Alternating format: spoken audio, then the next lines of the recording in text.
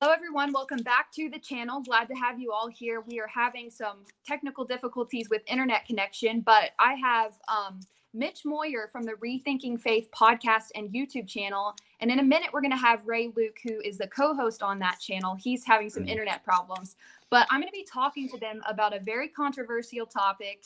Jesus is not a Christian. And this is something I think most Christians are aware of, but we don't really think about it. We don't think about what that means, especially the implications for today about how we live our lives.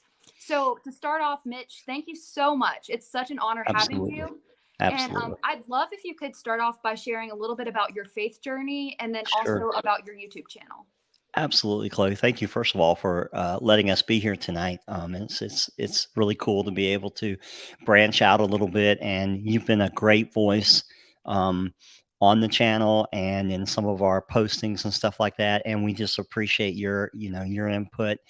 And I think if I had to sum up my faith journey, I came into a faith journey later in life. I was probably around 30, 31 when I started like a typical, I married someone who had been in a faith journey for a long time. I ended up joining a church with her, and the next thing I know, we ended up working with the youth, like always. And they wanted me to become the youth pastor, and next thing I know, they wanted to send me off to seminary to what I call a big box seminary, and I did 5 years of seminary work and became their youth pastor, family pastor, janitor, just about really everything that they, whatever they needed. Um, During that time in the 90s, um, I didn't know anything about philosophy of church work. The theological piece of it was coming from the seminary and the church I was at, but then there was also a philosophical piece of how you do church.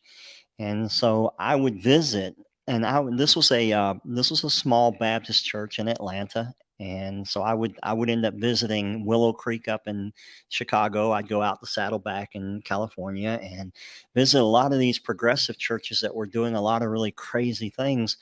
But it wasn't just the philosophy that they were doing; they were also sort of reinventing things like Sunday school and how people would learn and so forth. Well, I left Atlanta and moved into Northwest Atlanta to be a part of a church plant. And when I got to this church plant out here, they were running about 600. After about 2.5 years, it was up to about 5,000.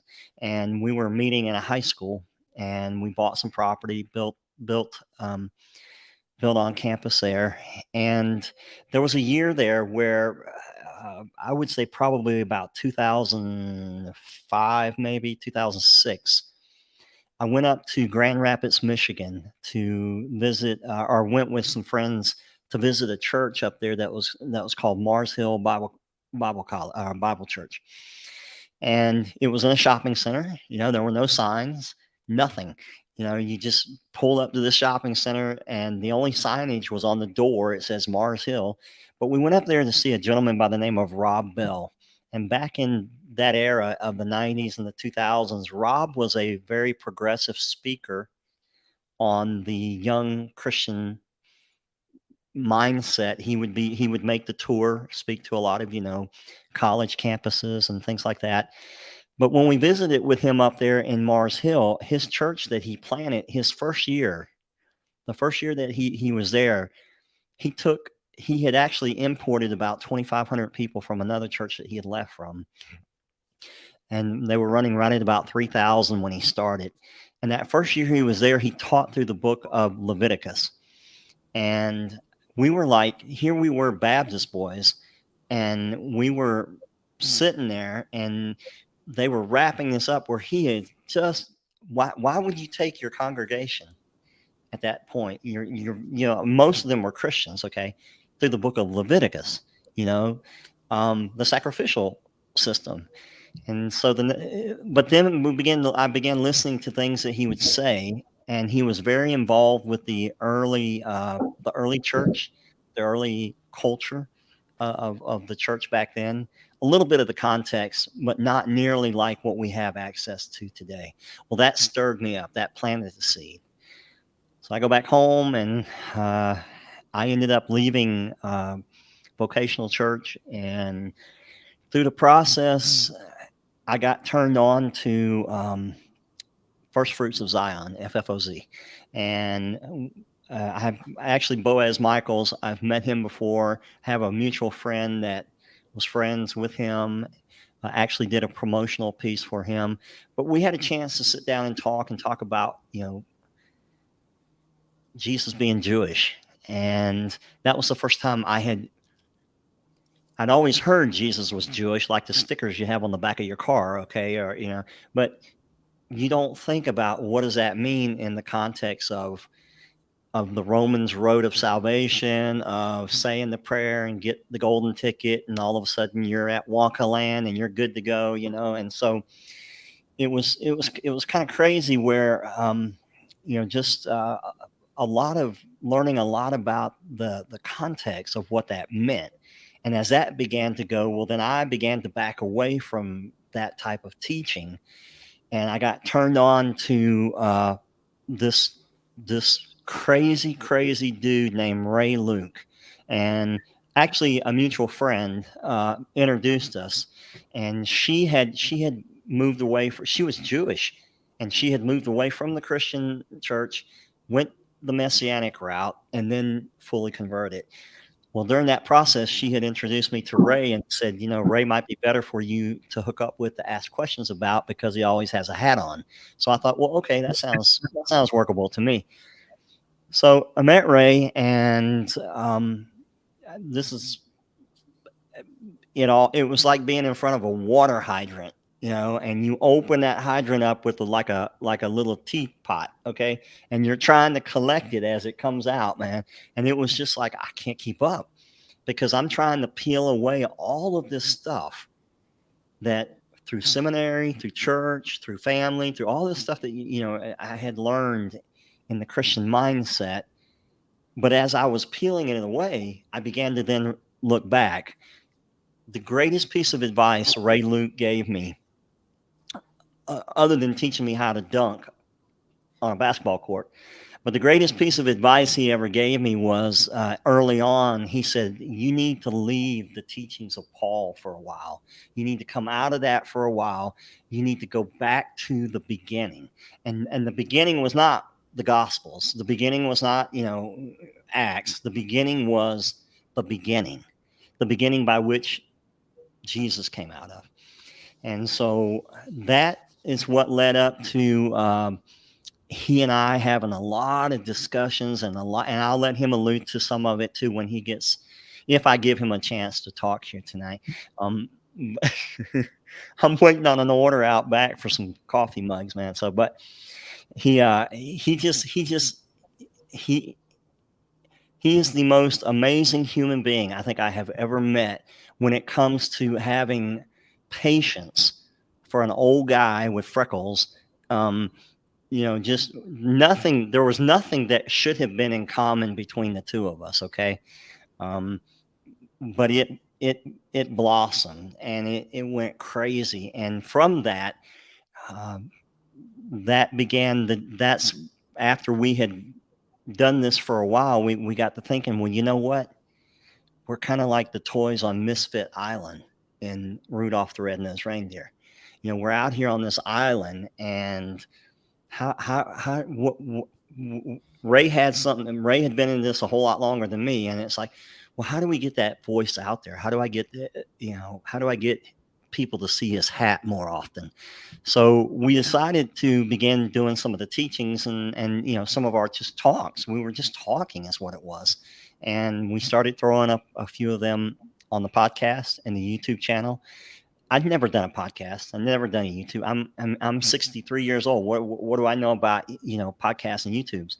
And so next thing I know, we're just kind of trying to bring the truth to the table, and that's kind of and watching my wife get connected, who came out of a very conservative northern anti-Baptist church up there, and I'm watching her completely. I mean, completely. That's what has blown my life away. because I was doing this, but then all of a sudden, and you can go back onto one of our episodes where James interviews her, and this was like a year or so, right, Ray? I think ago, Yep. and you can hear, but now she's just, she's waiting to look at this as she flies out to San Francisco tonight. So, but that's kind of how things got started with me, and got me up to this point. I'm a little bit more of the comedian, a little bit, kind of the in the face. I tend to push the buttons. I'll listen to local preaching and local teaching and enjoy calling it out when it needs to be called out. So, and then I have to call for Ray to come back me up. So, but thank you for that, Chloe. Yeah, thank you so much. That is really good advice to sort of set Paul aside for a bit. Sounds horrible, but a Christian that hears that would think that's like the worst thing. We were at our fellowship, our Shabbat fellowship yesterday, and I told them that Christianity today is really built on a misunderstanding and misinterpretation of Paul's letters. That's what it is. And unfortunately, for a lot of Christians, Jesus is nothing more than the sacrifice for sin. They don't even obey his teachings. And which is why I really think it's important that we figure out what is the religion of Jesus, what was the faith of Jesus, which is what we're going to be talking about today. So yeah, thank you for that intro, Mitch. Sure. Ray, would you like to share? Oh, go ahead. I was just going to say that when you talk about Paul, like you said, I run into more Christians that worship Paul higher than they do Jesus. Yeah. And they will take certain things that are said, and that's what they run with. Because when you ask about the religion of Jesus, and Ray will touch on to this, it's really simple if you just read the gospel. If you just read the Gospels, if you read Matthew, you know what the religion of Jesus is. But that doesn't fit the narrative. That doesn't pay the bills to run a big church. So those are the kind of things that Ray will allude to as we begin to break this open. All right, Ray, I'm done, man. Yeah. So Ray, what do you have to say about your faith journey, especially like how you ended up hooking up with Mitch here to have this new YouTube channel that you're co-hosting? And I know I should also pause. I know you also have your own YouTube channel that's called From Rome to Jerusalem, right? And where you've been doing just some short videos here and there. I've enjoyed both of them. They're both so powerful. I don't know if I would say they're short. I'm still working on that. They're pretty long. And I'm trying to work on that to see if I can get them a little bit shorter. A lot of people don't have that much time to be on YouTube for about an hour or so. But my faith background, Chloe, is traditionally Christian. From very early on, I think I was like probably like 5th, 6th grade when my mom became a Christian. And my mom and my sister were like spiritual towers in our home. And I just remember just going to church a lot when I was young, but I also remember not knowing much neither. By the time I got to high school, I got away from everything. So I wasn't an atheist. I knew I believed in God and I knew who Jesus was, but I didn't know much outside of that. College was pretty much the same. I was like very, very secular, and I played basketball in high school, college, and I played professionally too for about 5 years before I had a huge injury. By the time I had my injury, really quick, I had my injury, and that's kind of when I had like a religious encounter, if you would say. And I began to kind of research, led by other situations that happened in my life at that time. My mom was kind of like, look, man, you should give God a shot, pray to him or whatever. And that's exactly what I did. And one thing led to another. And before I knew it, I was reading the Bible every single day and praying. Something I had never done in my life.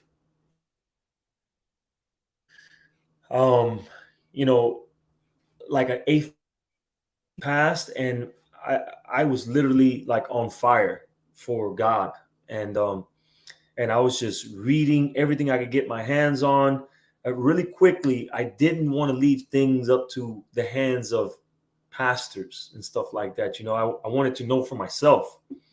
I began to fly out to different conferences. I began to get into different courses and take courses online. And I was really into like theology and apologetics, etc. And within all that studying, there was a couple questions that led me closer to the Jewish people in Israel. A couple questions I had asked my pastor. I used to go to Calvary Chapel, and I would ask things like, the Ten Commandments are cool. We hear that the Ten Commandments are good, but why don't we keep the fifth commandment? Why we don't keep the Sabbath? Why don't we keep the Sabbath or whatever? And he was like, well, that's just something that we don't do. I mean, we just don't do that. Jesus came, and so we don't do it anymore. We worship on Sunday, and that didn't sit well with me. That was one of the things that kind of propelled me to like start asking more questions and start researching. And I continue to, my answers continue to guide me closer to the Jewish people, to the history of the first century. And I think that was the big piece of the puzzle that I was missing. Was in Christianity, everything is about theology. That's been passed on for generations. When I began to read history, I began to see something different. I mean, I'm talking about Christian history at that. That helped me big time. I didn't know so many things, and opened my eyes to a lot of things. And I began to draw closer. I took a FFOZ highest sword class. I'm not sure if you know that. And that was foundational. That rocked my world. I mean, that was big time. And I continued to, until one day I said, I'm going to go to a synagogue. I'm going to go to my nearby synagogue, and I'm just going to go. And it was a Chabad house. This was like my second year as a Christian, as a real believer in God. And I walked up there. I drove up there on the Shabbat morning, and I just went straight in. And I'm pretty sure that everybody there thought I was getting ready to kill them, because I'm like 6'5", okay? I'm tall. I got tattoos, and I definitely didn't look Jewish. I walked upstairs, and the rabbi signaled to one of the other congregants in the synagogue, and he was like, get them a kippah and because they were praying. When I walked in, they were praying. They were going through the prayers, and they put a prayer shawl on me. And that was the beginning of, like, I was there for almost 4 years. And I would go every Shabbos. I would go every Shabbat. And I mean, everything changed. My life went from like my belief, my faith hanging on. I call it something like a fairy tale.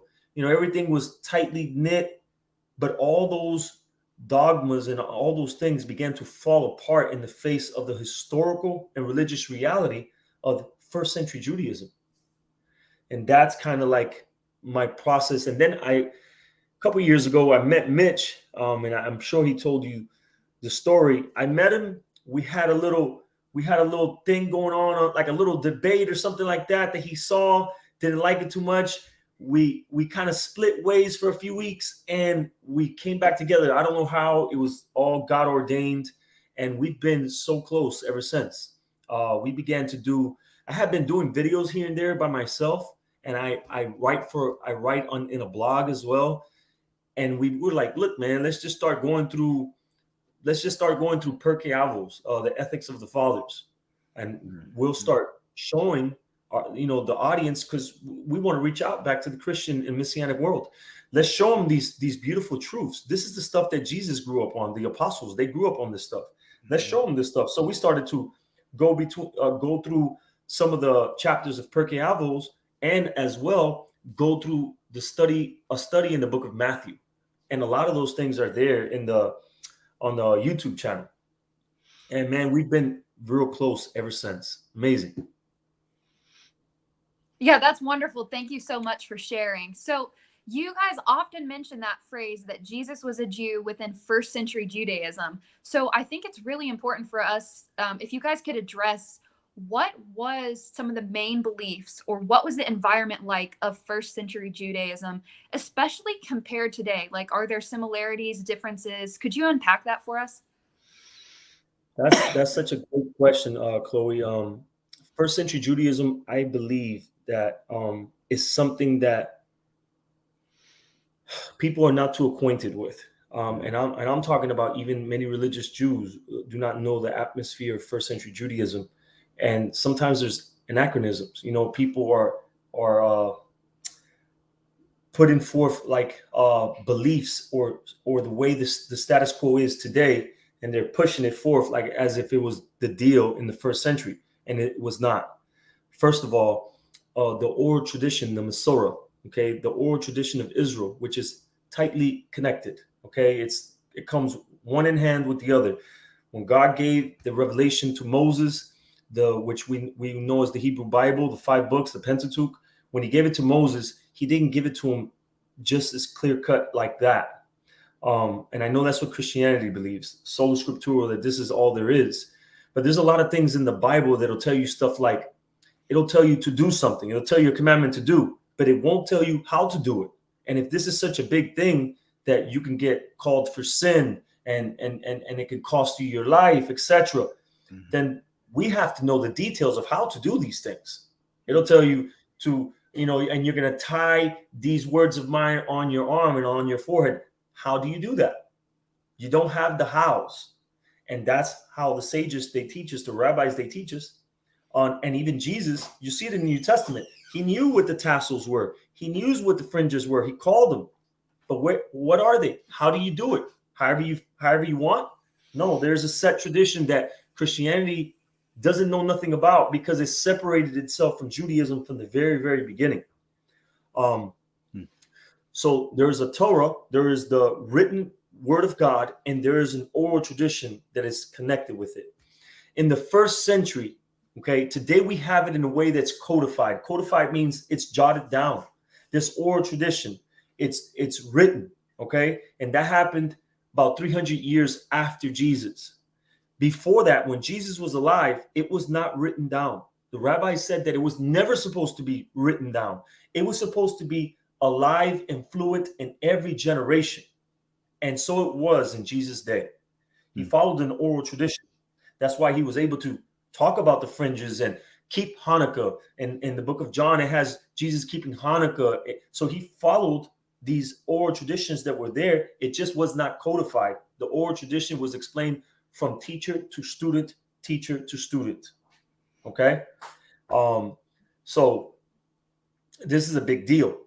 And then at that time, things were a lot more fluent and alive. The rabbis say that the fact that the oral tradition was codified, it sort of brought the Torah down on a lower level, because now things are like stuck during a time, and it's not very alive in every generation as it was supposed to. Okay, as I was supposed to be. And so you're asking about some of the major beliefs of Judaism in the first century. For sure, because of the Dead Sea Scrolls, Josephus, Philo, okay? A lot of these things, Christians, they're aware of these sources, historical wise. We know for sure that monotheism is not so much of what we grew up as Christians believing. Monotheism is a big thing, okay? And it is a big thing for Judaism. I used to think that the Trinity was, it was sealed. This is what it was. And sometimes it was made me to believe that Philo taught the Trinity. I thought this, but this can be further from the truth. I had never read Philo for myself. I had only heard Philo quoted by Christian ministers, pastors, etc. And you can see things like this happen even today.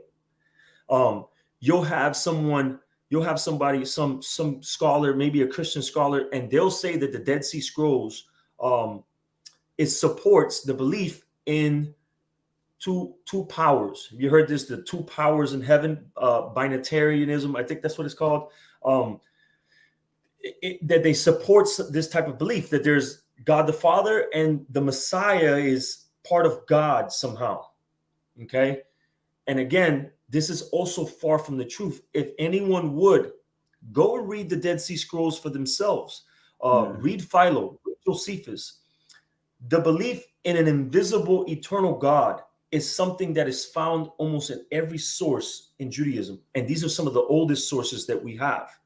The same mistake that is done with Jesus, which is a first century document, that the Christians, people who are foreigners to the religion and to the culture and to the tradition of the Jews, they do the same thing with Jesus that they do to the Dead Sea Scrolls, that they do to Philo when they read them, because there's already a preconceived idea of what they think this is saying. But a religious Jew will read the same things and come up with a totally different idea.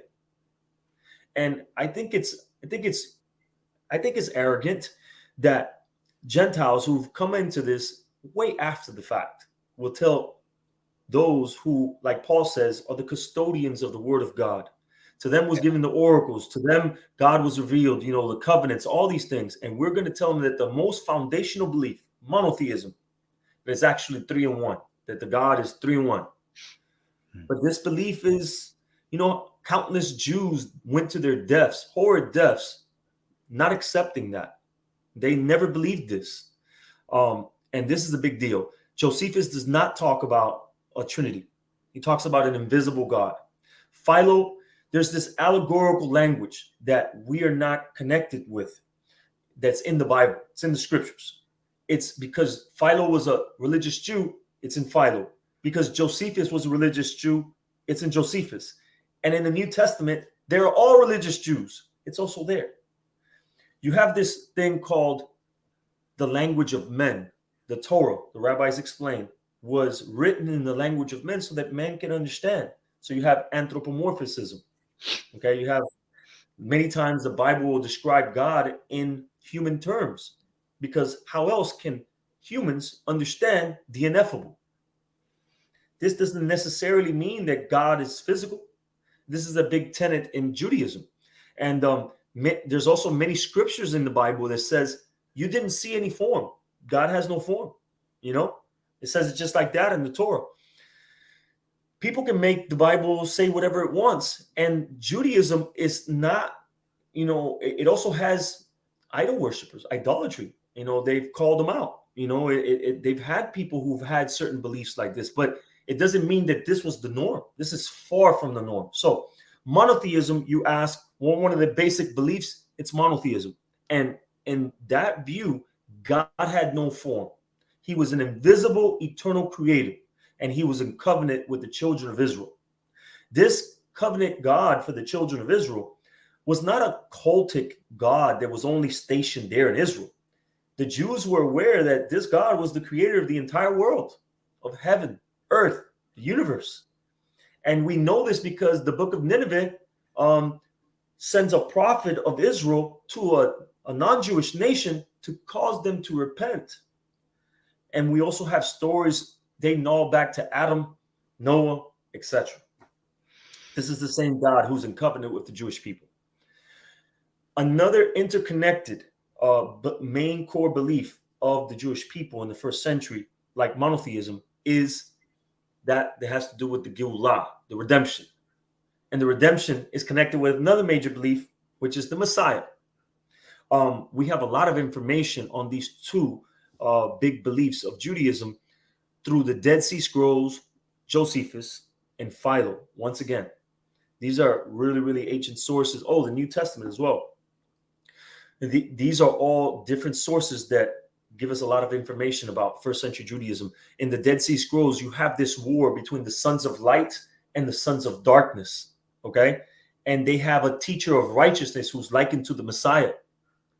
There is very, very highly exalted language in the Dead Sea Scrolls for this teacher of righteousness, which was a priest. The background of the Dead Sea Scrolls is that many of the priests left the Jerusalem and temple courts because there was a lot of corruption.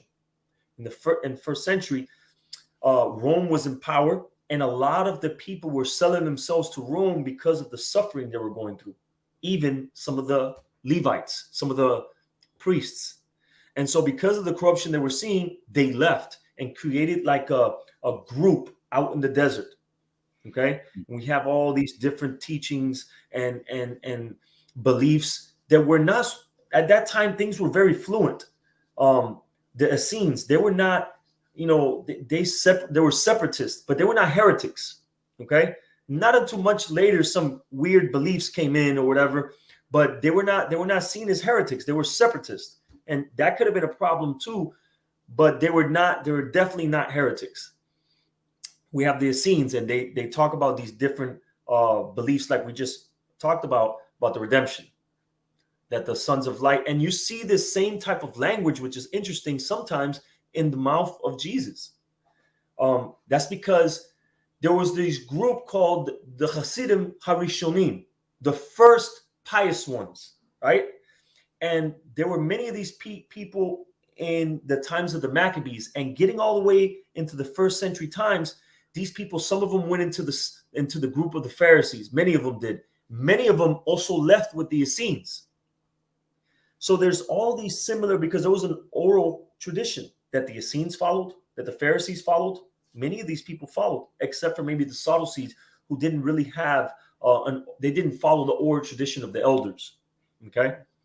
They didn't believe some of the core main tenets as well, like the resurrection of the dead, life after death, all these things. They didn't believe in those things. So Philo also talks about a redeemer. Josephus talks about would-be messiahs at the time. And the Jewish people at the time were awaiting a messiah that can liberate them from Rome, a nationalistic messiah. There were also other beliefs too. Like we were just talking about, the Essenes believed that he would not only liberate the Jewish people, but he was they had very exalted language. Like they would quote Daniel 7, that the Messiah will come from the heavens.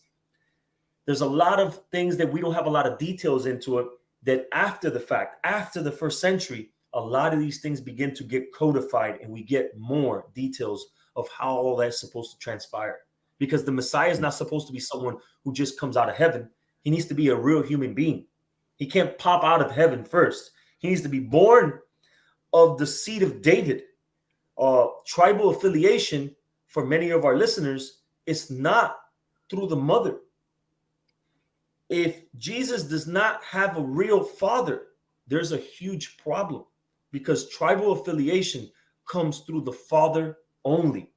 The genealogies that we find in Matthew and in Luke, this is Joseph's genealogy, and you cannot be adopted into the line of David. This is against law, biblical law. It's against biblical law. So there's a huge problem there. All right. So I just wanted to name at least 3 major beliefs of Judaism in the first century, which is monotheism, an invisible eternal God who's in covenant with the Jewish people and wants to bring the redemption to Israel and the whole world. Okay. The Geulah, which is the redemption. The Jews were awaiting. You see it in the New Testament. You see it in the Dead Sea Scrolls. You see it in Josephus. And the doctrine of the Messiah. This is not a Christian concept. This is a Jewish concept. And until we don't understand what it means to be the Messiah according to Torah Judaism, we will not be able to understand where does Jesus stand in all of this. Good job, right? Yeah. Mitch, do you have anything to add to that? Well, excuse me. From the Christian perspective, whether you've grown up in it, or whether you've been indoctrinated in it later in life, or whether educationally wise you go through a system of education with it, this is null and void. This is not there. There's no purpose for this. There's no purpose for this until you start reading and intellectually use the neurons that Hashem gave you, and you begin to look at what Jesus is saying. And as many times as I've read the Sermon on the Mount, as many times as I have looked at other teachings of Jesus, the red flags, it's like, okay, well, who is he speaking to? Okay, what, and as I began to learn things about Musar, all of a sudden, Jesus has become one of the greatest Musar teachers, rabbis there is, when you look at his line of teaching. But this is all, like I said, is null and void on a platform in a church. That serves a certain purpose. So peeling back a lot of that evangelical mindset, the mindset of saving someone from dying and going to hell, and then adding some some teaching on top of that. It thinking about Jewishness in the first century just was not something that we had a purpose for. And so then like I said, when you then find someone who's learned within that and begins to open that up, then the gray areas begin to start to drop. And when those gray areas start to drop and the pieces begin to fit together, then you start realizing who taught Paul. Who did Paul set under to get the mindset that he had to say the things that he said, outside of the fact that, yes, he ministered for the Gentile. Where did Jesus get his learning from? Where does his his lens come from? It didn't, most people think he just dropped down out of the sky and he was just learning. He was just like, most people don't realize the reason that you don't read anything in scripture about him between the ages of 5 and 6 on up to 13 is he just lived the normal life of a Jewish boy. Well, that means something. That means something in the context of that's where he's learning. Well, who is he learning from? He's learning from his dad. He's learning from those trips. Okay, well, where did dad learn from? What is this that's giving him the ability to walk in to the temple and giving him the ability, to say the things that he does. And so that's what geared up for me looking backwards, where Ray was able to walk in and just say, the heck with it. I'm just going to go full bore into it. And for me, it was different because there was a paycheck involved. There was retirement involved. There was meeting you have to fit those certain elements that go with certain times of the year, or otherwise, you're a heretic. And so it's been more difficult for me going backwards than for Ray, because for Ray, he just easily just dropped what he was doing and had that moment, and then he went full bore in, where being a little bit older like I am and being a little bit crankier like I am, it took me a little bit more time. But as it then progressed, you talk about questions like, what was the scripture of Jesus? And we talk about 2 Timothy when, Paul's talking to Timothy, and we just did an episode on this, and you talk about, Paul's talking about, what scripture is good for, reproof, all this and this and this and this. And most Christians are going to sit there and they're going to hold the whole Bible up. But that's not the truth. You got to cut 1/3 of that away. That's not what was around at that time. That's not what Paul was talking about. Paul was hammering the Torah, and as was Yeshua. And so, but then you say that to a Christian, and it's like, well, I don't get that. I don't understand, that was done away with. That's why we have the New Testament. And so I kind of danced around it a little bit, but from the path that I took, Chloe, a lot of this was null and void within the circles, because it was about programming. It was about philosophy. It was about numbers. It was about money. It was about business. And there were a lot of good people. There's still a lot of good hearts within the Christian community. But when it comes to theology, they stole Jesus from his heritage. Yeah. And you know what? I think I forgot to send this to you guys in the kind of points to discuss, but could you go over the Hillel and Shammai? Because I think that was one of the first things I learned that kind of opened my eyes to, wow, these people, it's not like the idea of love your neighbor as yourself was a new thing, right? Right. Jesus actually learned that from someone. So could you unpack that a little bit? Yeah, of course. So in the first century, this was before Jesus was even born. Hillel is one of the elders of Israel. He had a huge school and a huge following. And so was Shammai. Actually, it was Hillel first and Menachem the Essene, the two pairs. But something happened. You could read this in history. I actually wrote an article on this, and Menachem ended up leaving. And this is why he's called Menachem the Essene, because he was the pair with Hillel, and he left and took 70 disciples with him. These were more than likely Pharisees, and they left and they joined the sect of the desert, which is the Essenes as well. When Menachem left, because of the vacant space, Shammai rose. Okay, and so it was Hillel and Shammai. These were the two huge schools at the time, which were, teaching other disciples, teaching the oral traditions of Israel, teaching the Torah to the Jewish people, etc. And by the time Jesus rolls around, I believe historians say that Hillel had already passed away. He had already died. But we know that during this time, we were just saying that the halakha, the way that you carry out Jewish law, was oral. It was still oral and very fluent. It was not set yet. And the halakha had not sided, the way we're going to keep the law had not sided with the school of Hillel yet, which it ultimately did.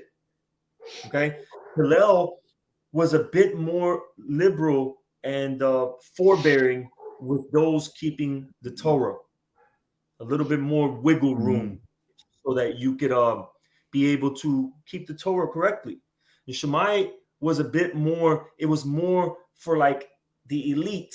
It wasn't giving like some room for those of the laymen of the city to, be able to keep the law as well. It was pretty strict.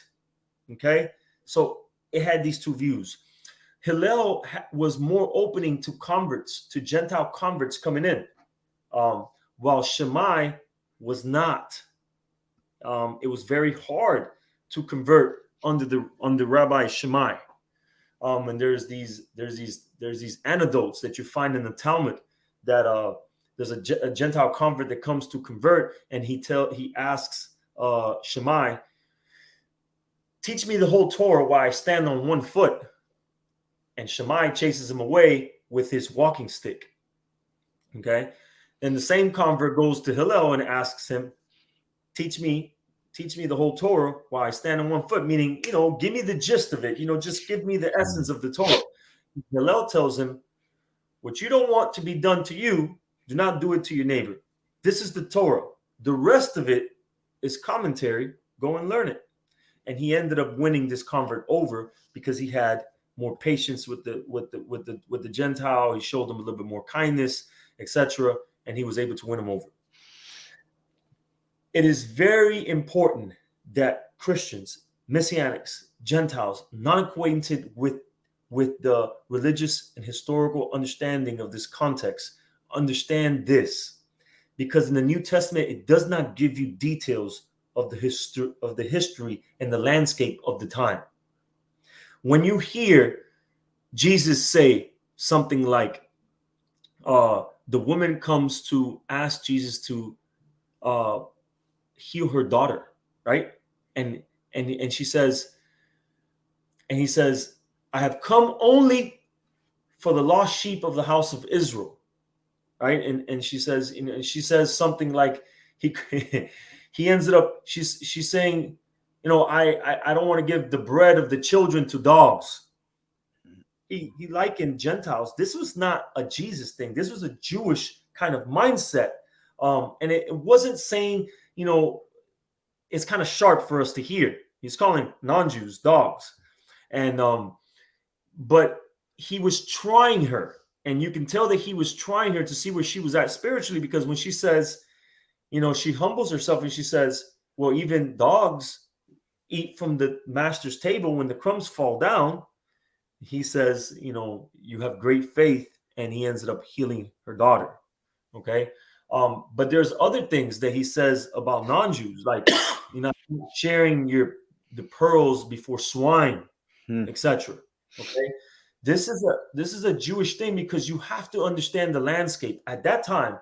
The non-Jews that are present in our world today were not there at that time. They were real pagans, idolaters, and barbarians. This was what was around. There was, and the Romans were not cute people. They were very harsh. Jesus was not the only Jew to be crucified. Millions of Jews were crucified. Okay, so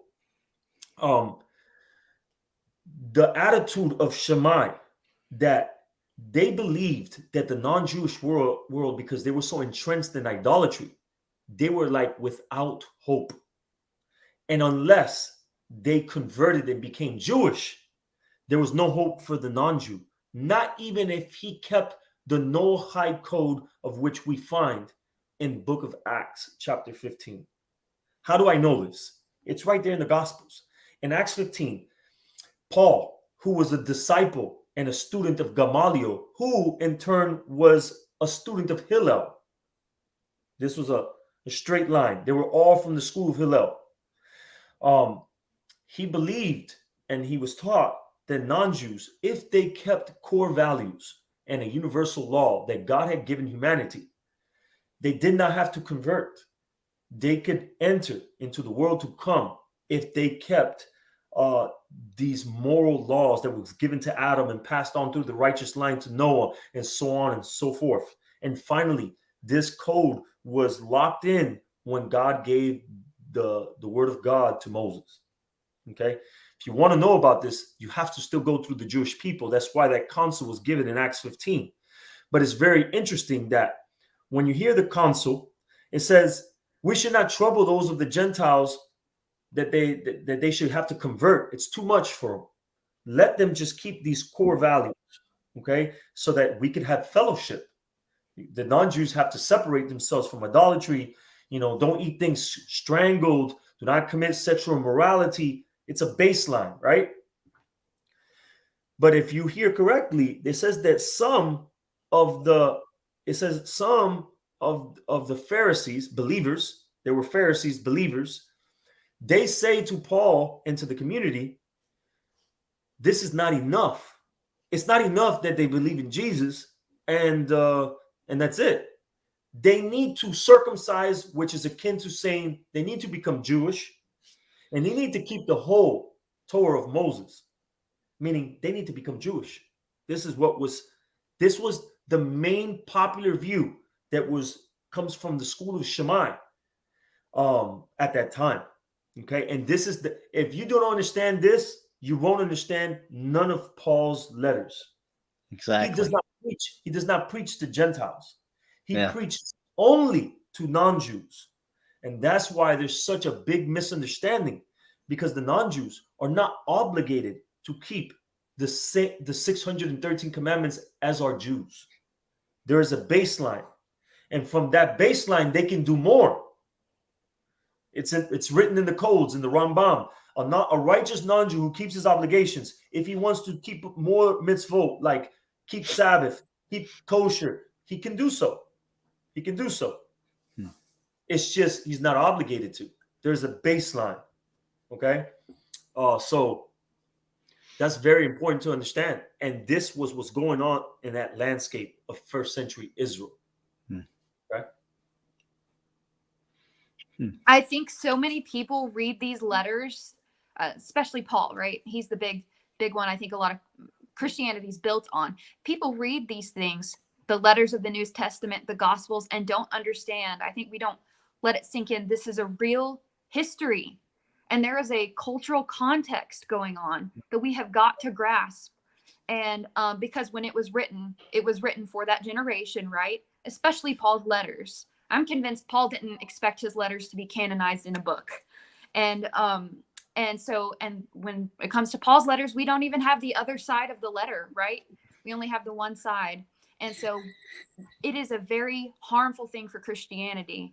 And we see the effects of it, the negative effects of it, people reading these things without any understanding in the least of the historical and cultural context of that day and the religious environment of that time. I can give you an example. I just heard a Christian the other day. We was having a discussion, and we were talking about what we were just talking about learning Jesus learning, etc. He said Jesus didn't have to learn. He wrote the Bible. He's the creator of the Bible. And this is, I'm not trying to make fun of nobody, but these are things that a lot of Christians believe, okay, which is a problem, okay? Yeah, and so with Paul, especially with Paul, and with the New Testament in general, this is why a lot of times when I speak to people, it's not that you have to stop reading the New Testament, but we have to stop reading the Bible through the lens, not just of the New Testament, because that's not all it is. Because the New Testament is being read through another lens, which is Christian theology. So the Christian theological outlook of the New Testament, you read the entire Bible this way. That's not the way it goes. Jesus didn't have a New Testament. The apostles didn't have a New Testament. This stuff was not written, if we go by scholars, to either the Paul's letters, the earliest we can give them is late 50s, early 60s. Some of the Gospels right before the 70 Common Era, right before the destruction of the temple. And the other letters, a little bit like John, a little bit after the destruction of the temple, etc.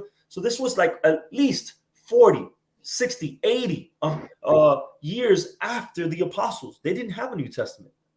Every time Jesus, you hear one of the teachings in the New Testament, he's doing this through the Hebrew Bible only. Apostles as well. Let me say something right too, real quick. When we talk about Paul, Chloe, something else that is got to be brought to the surface is that when his letters were distributed, okay, these were not distributed when they used the term church. These were not distributed to gatherings that were large gatherings.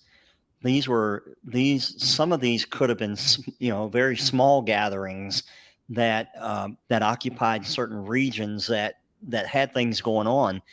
But those letters were given to somebody to transport to somebody within those communities. Then the person within those communities read the letters to the people that they were written to. Now you've got the letters going through several hands before that person that's now reading those letters, and the interpretation by which it's being read, is that solidly what Paul intended or what was being said by Paul? And so all of that swirls around with the idea of what you said, Chloe, that Paul had no concept that these personal letters to these gatherings were going to create a religion or were going to be established, canonized. And there was nothing, there was no concept of something being canonized. There was no need for it. If anything, it was a piece of Judaism. It was a piece of Torah Judaism. It was not a separate. And so there's a lot that goes into, and there's a great scholar out there, Mark Nanos. If you've never listened to his work before, if your listeners out there can YouTube him, a couple of his conferences and discussions, he is probably one of the best scholars on Paul, and he's not a Christian. I mean, he's Jewish. But where else are you going to want to find out Paul within context of Judaism? And so and the things that you hear puts him in perspective to what he's talking about to those individual communities. So there's just a lot there that really, you got to step back. That's why I think when Ray told me initially to step back from that, because those are the foundational legs that sit on Christianity, is a lot of what goes through Paul. And a lot of what's believed through that. So by pushing that away for a couple of years, like I did, and then going back to Genesis 1, and going back to the sages, and then beginning to learn that process of relearning, it was like, my gosh, I just spent 20 years in this world through this lens, and now this dude, this Cuban American wants me to bust this lens up and go all the way back into a world that I just, other than kid stories at certain holidays, or certain foundational pieces that would be thrown into something, out of the New Testament. When I did my work on in seminary and we hit anything Old Testament wise, it was a broad brush swipe. The pinpoints were things like the letters of Paul, Romans, Galatians, things like that. But you go back into the Old Testament and it was a survey. And as long as you met the criteria by whoever it was that was teaching up there, you were good to go. And that's. But I just wanted to add that though. Things that we miss is the sense of urgency that was after the death of Jesus. And by the time that Paul became a believer, we missed the sense of urgency. There was a persecution. There was a lot of tension within the Jewish community between the Jewish believers and non-believing Jews within the community of Israel. Okay. They were still within the same synagogues, but it was difficult. And then you have to understand also that very quickly, people began to die out. By the time Paul began his ministry, it was short-lived. He died very quickly. He was killed very quickly. And how many helpers did he have? People that actually knew the scriptures, okay, who were raised within they had a Jewish education. They knew the Torah like Paul. Paul was not just anyone. He was a Pharisee. He had Torah education. Okay, so he was nice and equipped for this job. But how many helpers did he have if they were going out to the nations? This was difficult. And you're not teaching another Jew who has some type of prime foundation in the Torah. You're teaching idolaters who come from a Greco-Roman mythological belief system. Okay, this was not easy. And the fact that he was killed very quickly and he had to deal with so many non-Jewish communities, this was like almost meant to fail, meant to be taken out of context, meant to be understood. There was a sense of urgency. That's why Paul was doing these things without no organization for real. He was just getting a lot of non-Jews to come in, and the message was being received by many. Okay, but where do you go back to listen to? Like we have now, we have so many different tools. They didn't have those tools. No. Not to mention that they were being persecuted to death. We have to understand this context. Yes, he had the sense of urgency that Jesus was coming back. So let's get this message out there. Let's get the non-Jews to come in because he believed that he was coming back in his generation. Yeah. We cannot sugarcoat it any. They knew it was going to take 2,000 years. No, all the apostles believed that within their time, Jesus would return back. Right. And so we can't miss this. Paul was an apostle to non-Jews only. The other apostles functioned amongst their own brethren. Yeah. Yeah. And I think that's one of the significant things about the shift that happened around the first century with the destruction of the temple. And even though everything shifted from a Jewish context to more of the Gentiles, the Roman and everything, and for better or for worse, what's really incredible is that for all of the misunderstandings that have happened, if you look at the world, what used to be a predominantly pagan, polytheistic world is now predominantly monotheistic. You can argue about the Trinity, I guess, but it's amazing how that's shifted.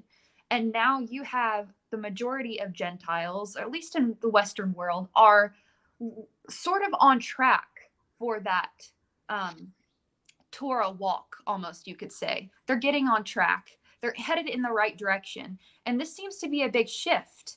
I don't think if Yeshua hadn't come, hadn't died, and even if the misunderstandings hadn't happened, I'm not sure that we would have a majority Christian. I don't know if Christianity is the majority of the world, but like think about most people are aware of the God of Israel, right? And I think that that's something that's really big that people don't think about. So in your opinion, what are some of the big, the important things about Yeshua of Nazareth in relation to Gentiles? That's such a great point that you just made, Chloe. I mean, I can't stress that enough because a lot of times it seems like, we're giving it back to Christianity and we're being kind of harsh. But we have to remember something. Jesus never preached or went out to get Gentiles himself. This was part of the divine providence of God. Okay, he may have had some insights that ultimately, being a Jew, within the Torah, there's this understanding of the redemption that the whole world will be redeemed. And somehow these idolaters will come to believe in the one true God. How that would happen, I am sure he wasn't aware of the details. Neither were any of the apostles. But he died and didn't get to see it himself. Neither did any of the apostles. I mean, they saw some Gentiles come into the community, but there had always been converts. There had always been these God-fearers. There were righteous Gentiles who believed in the God of Israel. But this much, and the fact that Christianity, like we say, with all of its errors that it could have, has still been a force for much good. And through this vehicle of Christianity, gross paganism and idolatry has been wiped from the world. It has literally been wiped from the world. It doesn't exist anymore. That Greco-Roman mythology of the gods of Mount Olympus, that people worshiping rocks and statues, that doesn't exist anymore. And it's largely due to Christianity. Okay, with its errors, it's okay. Many people think that God works only through perfect things or perfect beings. No, there's a lot of mistakes in there that God still works through, and you can still see the hand of God in it. So now you're asking, what was the core message that maybe attracted non-Jews, or the fact that Jesus, he specified a lot of internal issues. Okay. It's not that he was against the ritual worship or commandments. He did them and he preached them. Okay. But not against, okay. It did not trump the morality and the internal issues. For example, he gave parables all the time he gave this parable of the two that are praying. Okay. Or of the woman and another person who came to give alms, and he gave because he was rich, but the woman gave of all she had. Right. He would talk about things like this, or about, he gives another example of tithes, and people, saying, in the law, you're supposed to give some support his parents. And now he's going to give this tie to something else that has to do with the temple, right? Jesus wants people to focus, right, on the internal issues, which is taking care of your parents. Okay, if there are two commandments that come against each other, or there's some type of contradiction, the one that has to do with the morality, it trumps a ritual issue. It doesn't mean that the ritual issue is done away with. It just means that one of them is more weightier than the other. And you see this plenty of times when he heals people. There's this concept called pekuach nefesh within Judaism, right? The Sabbath is supposed to be kept, and it's supposed to be kept with all of its laws of how not to desecrate the Sabbath. Okay, Jews are obligated to this. But if there's an illness, and if there's any, like, you're worried that something can happen to your child or to the person, if there's any worry at all, you can get in your car and drive the kid or drive yourself to the hospital, because you're supposed to live by the Torah and not die by it. Okay, so this is one of the main thrusts of Jesus, and I think these are things that attracted the non-Jewish world about this man and his teachings. People always like to point out, the sacrifice that Jesus died for me.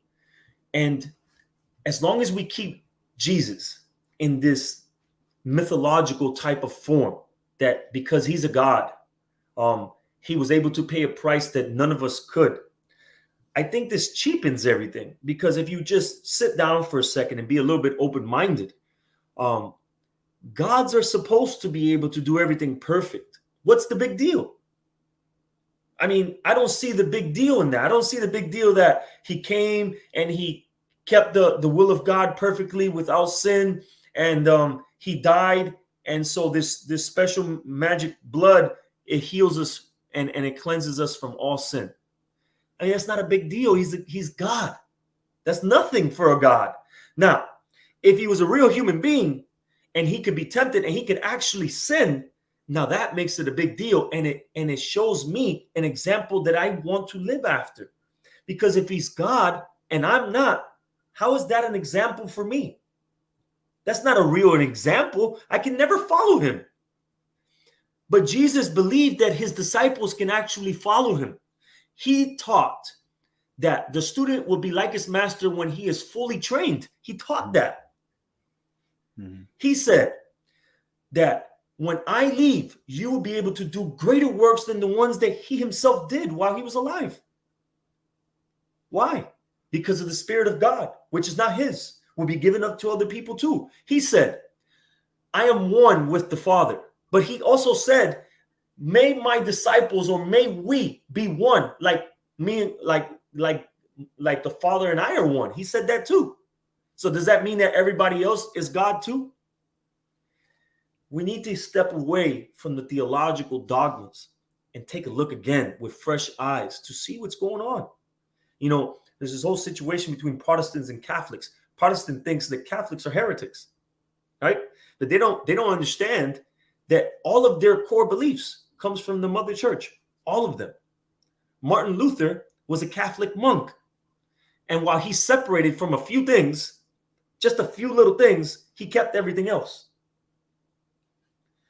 So we need to get back. This is called Jesus Wasn't a Christian. I love saying that. That's one of my favorite things to say, because it should make everyone stop for a second. Because even if Christians don't believe that Jesus was a Christian, I think subconsciously, I think they believe he was. I think they only think that he's Jewish because he was born in Israel from Jewish people, right. But they don't understand the rest of what that means to be Jewish. To be Jewish means you're interconnected with the faith of Judaism. God created this entire people, and with this people, there's a faith system, and it's not called Christianity. That came almost 300 to 400 years after Jesus. There's a culture, there's a tradition, and there's a faith that are all intertwined. And if we do not know this context, we will never know who Jesus really is.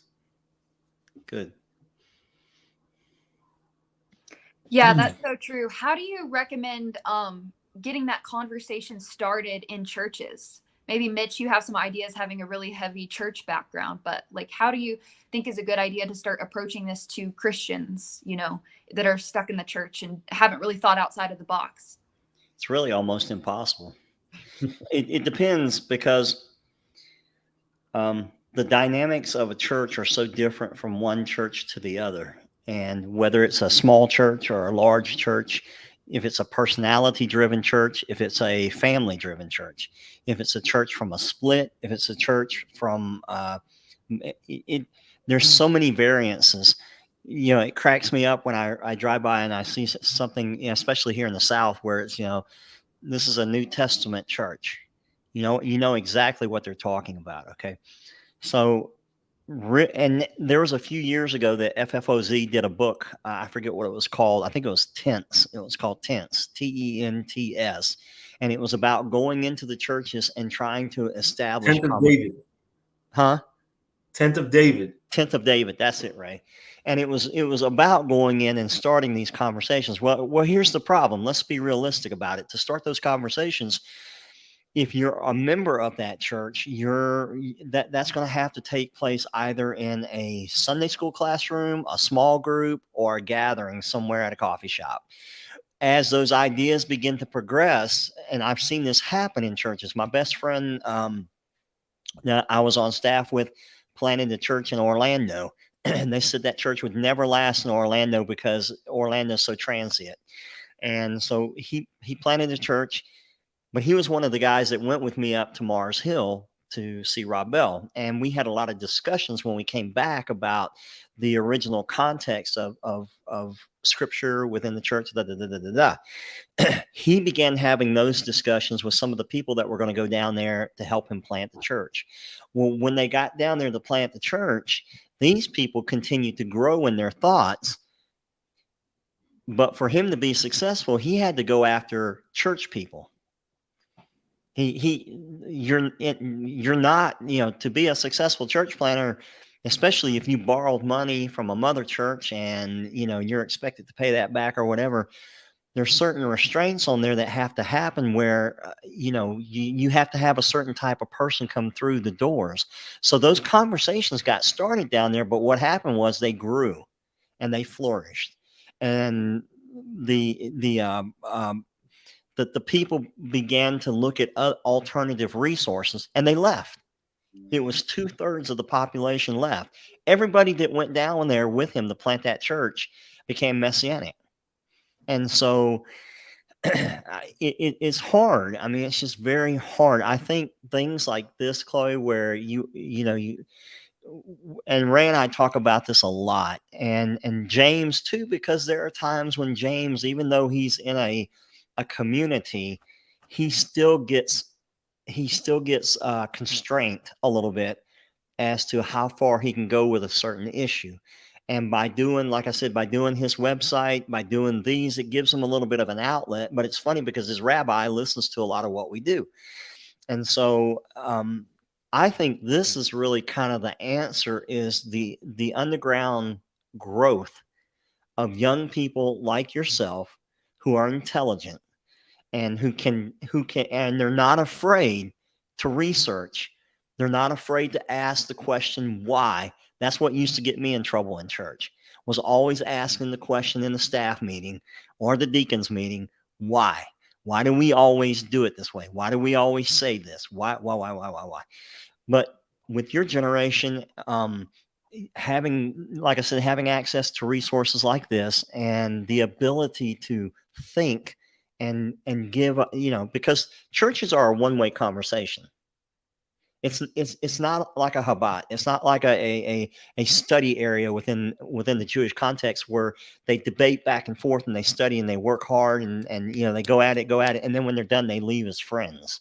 In the church world, it's combative, and you could have a church split over that. And so I think the internet, YouTube, access to things like Bet Midrash, the historical Jewish Jesus, great voices like Ray Luke, like James Ballard, and those are just a couple. There's a lot of people that do a lot of background work. I have never seen, and I'm not just saying this because he's here, but I would put either Ray or James up against any of my seminary professors, any of them. Lock them into a room and say, go at it. And I have no doubt those guys are going to come out of there and they're still going to say what they've always had to say, because that's where their paycheck is drawn from. They're going to be afraid to make any changes.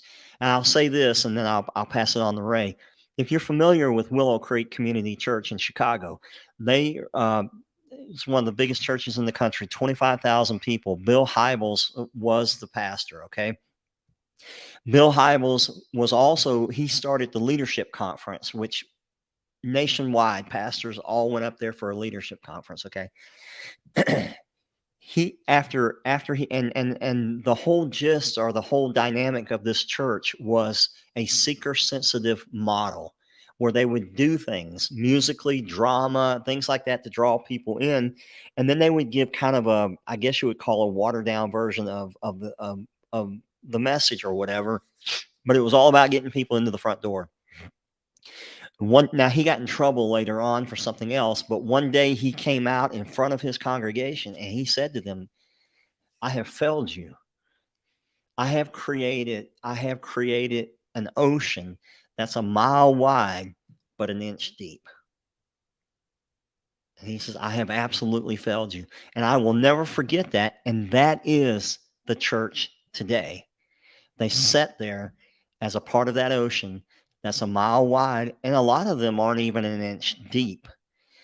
But when people like yourself, Chloe, and people of your generation begin to ask those questions and intellectually step back and aren't afraid to go in, dive into it, and listen to people like Ray, listen to people like James, listen to those people out there that are doing a lot of work in the background that you don't realize. That's what's going to make the difference. And communications, like, I don't know about it happening within the four walls of the church, but it's definitely happening. And Ray and I, we have conversations all the time with people. I'm the kind of work that I do, the people that I deal with, as a deputy sheriff and that kind of a lifestyle, you have conversations all day. I'm right here in the Bible Belt. And so it's, you bring that up and you're either a heretic or, and so I think a lot of it, though, just really to sum it up is those conversations have to happen outside the threat of the inside of the four walls of the church, because it's going to be very difficult to change the direction of that boat. You can't just shift the rudder on it and turn it. You got to put a whole new rudder on it. And most churches are not positioned in order to do that. I think that you're exactly right. I mean, these conversations, there's a way of doing it. But what we're doing is key to it. In Christianity, they teach us to go out and make converts, have you to make a decision for Jesus. That doesn't leave you to know anything. That's not discipleship. Then that's the call of Yeshua. But we don't know what discipleship is. It's an education, and it doesn't just mean that studious people are going to get this. I mean, my whole family came from a Christian background. And within maybe a year and a half that I was walking in this path, my entire family came to the same path. I've been into this for almost 16 years. So it doesn't necessarily mean that everybody needs to become scholars, but instead of making converts, instead of having people making decisions for Jesus, right, and leaving them exactly how they are, right? No change. There's no difference. They don't learn anything but a set of statements of faith. We need to have relationships with people. Yes. And when you can have a relationship from one person to the next, we can have this conversation with mutual respect. We can definitely get somewhere. You don't need to get to the same place that I am, but we can definitely get somewhere where everyone's seeking truth. There are so many sources, and I believe that this is the path that God wants in the world, because this is not just happening amongst us. Right. I mean, you're someone, Chloe, I just met you, and I'm always encouraged and shocked at the speed that so many people are coming to this knowledge. I know of whole churches, listen to me, whole churches who have left traditional Christianity and have become some type of quasi Noahide movement, including starting with the pastor himself, a Noahide congregation or a Messianic congregation in a few days. There has been other churches that the entire church converted and became Jewish. This is not what I'm calling Christians to do at all. Okay, you do not need to convert and become Jewish. I'm just saying that this seems to be a huge movement of everyone going back to the drawing board to really see who is Jesus. Who is the historical Jesus? Not the Jesus of Catholicism, which is the mother church of all denominations. Mm-hmm. But who is Jesus in his own context? He asks his own Jewish disciples, who do the people say that I am? And so we should always ask this. Christians may not, say that, but it seems as if they think he was a Christian. They think that he's part of a triune God. Many believe that you don't have to do anything else outside of accept Jesus into your life. He's paid it all. What are you supposed to do? That's why I'll never forget this quote. Christians are not just saved by grace, they're paralyzed by it. Can't do anything else. Yeah. Good for nothing. And we're supposed to be Christians are actually people who do a lot of great works and deeds.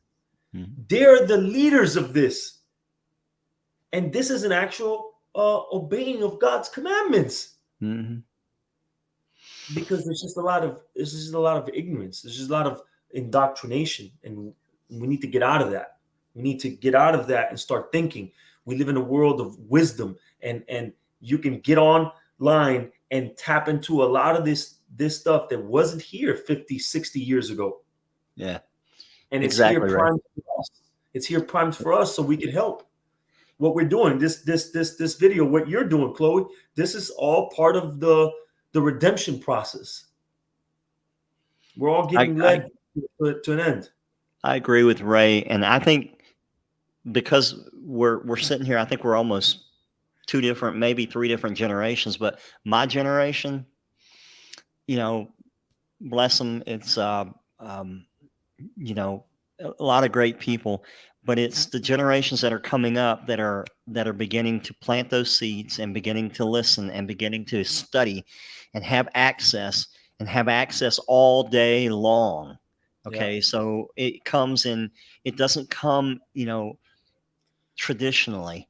And because of that, it gives you guys the ability that I didn't have. And I kid everybody. I said, if you could look at my bookshelf now compared to the bookshelf I had when I was on staff at a church, it's a 180-degree shift.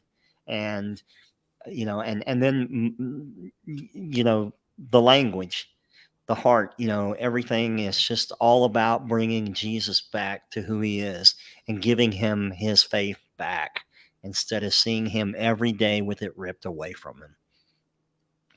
Yeah, and I don't think a lot of Christians realize how by putting him in his proper place, you are exalting him to the highest level you could possibly do so. And I think that's a lot of the fear that Christians have is by questioning these things, am I demeaning him, you know? And so people need to be encouraged not to be afraid of that. But just in closing, what you mentioned about the Great Commission, you know, I was going to say, how can Christians expect to fulfill the Great Commission and to make disciples, which is more than just belief, right? It's about walking that lifestyle, being a student of him, following after him. How can you do that if your own church, your own people, starting with your own people, it's so incorrect, right? You kind of got to clean up your own house before you can go into the world, you know? And and I'm so glad. It's just my whole theology has taken a 180, and like you, Ray, my whole family is on the same page as me now after I shared it with them. So it's just crazy. It's crazy. And one day I'll share my story on the channel, but a little shy about it right now. But anyway, that's so awesome.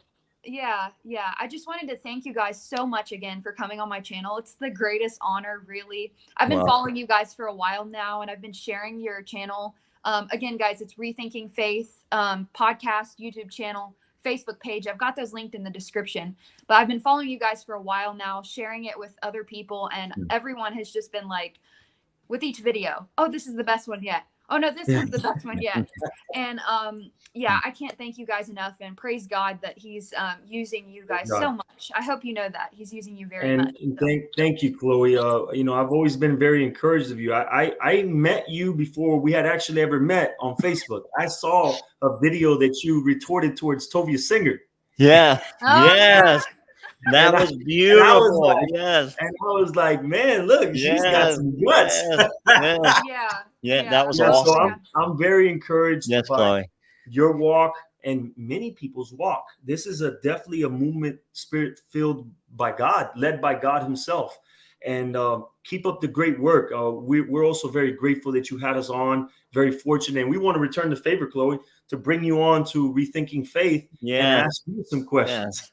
I'd be honored, you know, and Would love it. Yeah, it would be wonderful. Who could ever turn down an opportunity to speak about God and, you know, this huge life change? It's like you just want to share with other people so they can experience it too. It's so empowering. I can't remember the exact quote, but there's a quote from Rebbe Nachman that talks about you have to have knowledge with faith, because knowledge is the thing that, you know, supports you and brings you up. And Yeah. I wish I had that on me, but that's something That's that a great quote. I That know is. exactly what That quote is. you're talking about. Yeah. If you have faith alone, you can fall from your level. Okay. But if you have knowledge and faith, you won't fall. That's what Rabbi Nachman says. Right. I mean, it's just incredible. Look at you. You come from a traditional Christian background, as myself. And how, listen to how beautiful this is. How would we ever know of these rabbis if it wasn't because Rabbi Yeshua came to us first, right? And this has opened up all these different avenues for us in this day on purpose, in order so that we can make rectification back with the Jewish people as it's supposed to be. It wasn't supposed to be us persecuting them or denigrating Judaism. It was supposed to be us embracing these things. Whether some of them believed or not, it's not up to us. But we were supposed to just be faithful to God. So I'm definitely encouraged by your walk, and it would be beautiful and an honor to have you on, because this is another way, Chloe, that people can be encouraged and be like, yo, these guys are Christians. What are they talking about? Let me listen to see what's going on. And maybe something will strike a chord, something where they're out in their path and can get them to come closer. That's how it works. And you have something to say, Chloe. You do. And what you do say is beautiful. And coming from your generation, it is extremely needed today. And it's extreme. I mean, plus you make us look a whole lot better on camera. So you coming on there, we'll bump our ratings up there. The ratings. Our ratings. But you do have wisdom, and you have the ability. You've made shifts. You've talked about your family. That's the stuff that people need to hear, because that's where they struggle with. They struggle with, they'll get the information themselves, but then maybe a husband or a wife won't get it, or maybe parents don't get it. And so, hearing your thoughts about that will be just amazing. So we'll make sure it happens. Okay. Yeah. Well, thank you guys so much again. All of my listeners, please check out the Rethinking Faith podcast, YouTube channel, Facebook page. Again, it's in the description below. Thank you guys so much. And Hag Sukkot Sameach to all of you. Yeah. Hag Sameach. Yeah. I got to go see my siblings, because I'm the one who runs the parties in the family. So take care, guys. Have a good one. Thank you, Chloe. Thank you, Chloe. Shalom. Bye, guys. See you. Bye-bye. Shalom. Bye.